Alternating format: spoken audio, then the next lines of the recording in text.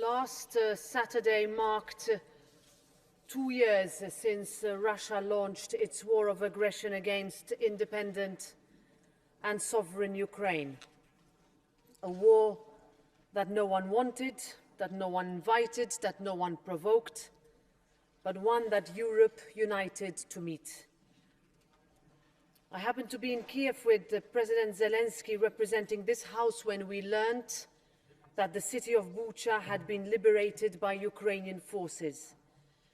We saw the horror of what the Russian troops left behind, the destruction, the decay, the suffering, the slaughter of innocents, the brutal sexual violence on women and girls.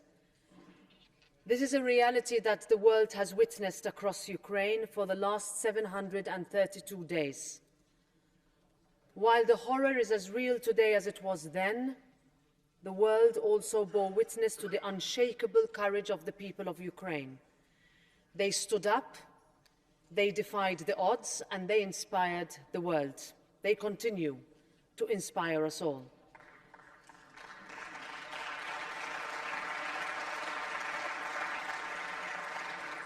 And the worst of times in these last years has also brought out the best of Europe, a unity and sense of common purpose that culminated in Ukraine being granted EU candidate status, a common bond between our House and the Verkhovna Rada forged literally under fire. We have stood with Ukraine and we will remain by their side for as long as it takes to find peace, a real peace, with justice, with accountability and with integrity. We are a continent built for peace. Our union is the promise we made to a generation who only knew war, and it is a promise that we must keep protecting. That is why we could not and did not hesitate to stand with Ukraine when it mattered the most. Why our political, diplomatic, humanitarian, financial and military support did not waver as we welcomed millions of Ukrainian people forced to flee from their homeland into our homes and our hearts.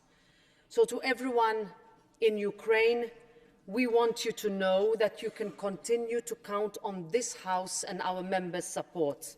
We know that what it is at stake, what the consequences of action and inaction are, why Europe needs to stand up for our values and our freedoms.